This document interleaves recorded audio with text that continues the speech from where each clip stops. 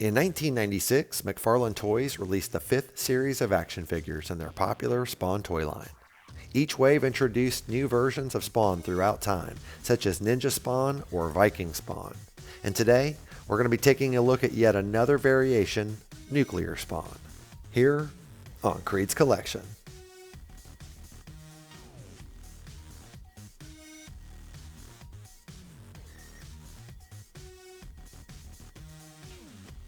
Hey, welcome back to another episode of Creed's Collection. Today we're taking a look at Nuclear Spawn from the 1996 Spawn toy line by McFarlane Toys. Nuclear Spawn resides in a post-apocalyptic world destroyed by war, and because of this he has been forced into the sewers beneath the city, which are full of toxic chemicals. To survive in his temporary home, Nuclear Spawn relies on special breathing equipment that allows him to spend prolonged periods of time in the harsh conditions. He carries mostly short-range weapons since he is primarily in a close-quarters environment. And now that we know a bit more about Nuclear Spawn, let's take a closer look. Nuclear Spawn's level of detail is what you may have come to expect from McFarlane Toys by now. The sculpts are always top-notch, and this one is no exception.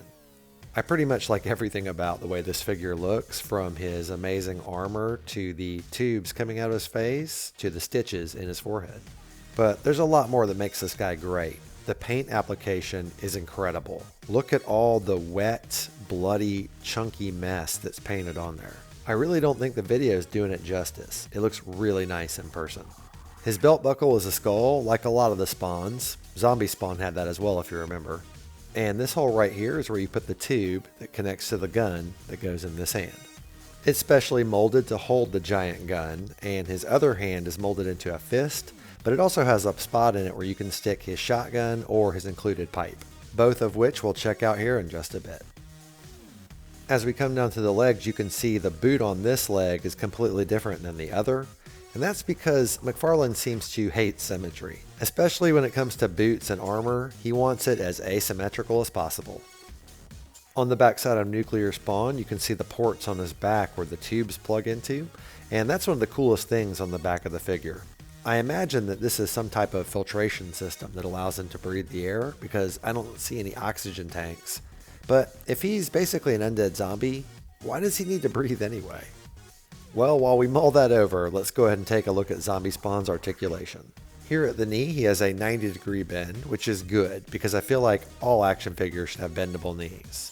But he also has a thigh swivel, and that impressed me. Wasn't expecting that. It's a pretty cool point of articulation. Here at the hip, he can go up 90 degrees forward, but he cannot go back at all.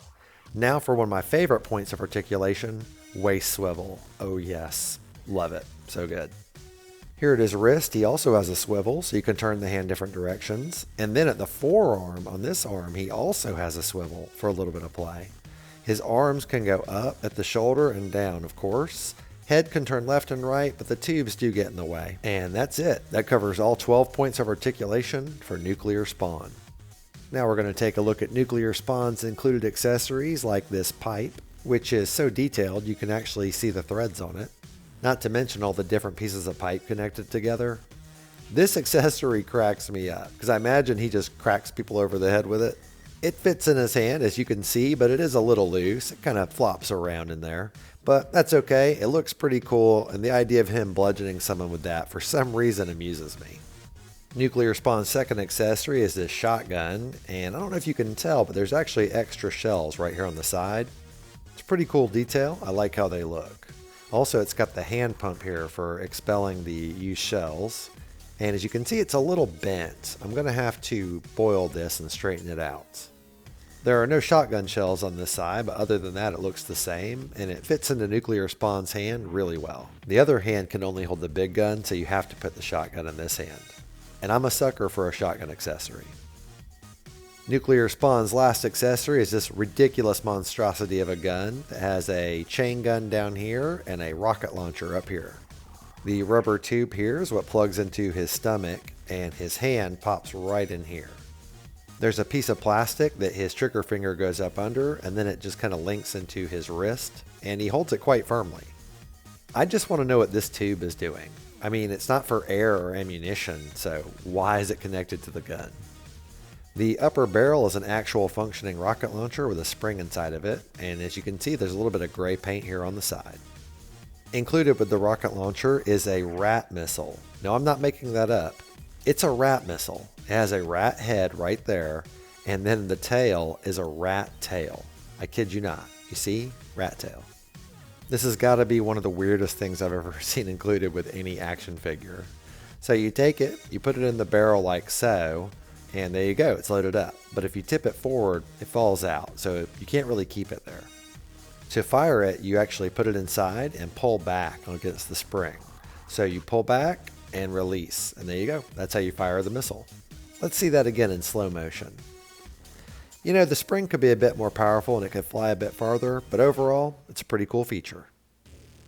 On the bottom of Nuclear Spawn's left foot, you can see the copyright information, 1996 McFarlane Toys. Here's a quick look at Nuclear Spawn's file card. If you'd like to read it, pause now. I'd also like to point out that this Nuclear Spawn has yellow tubes and a slightly different paint job, making mine the variant. And now for our He-Man size comparison.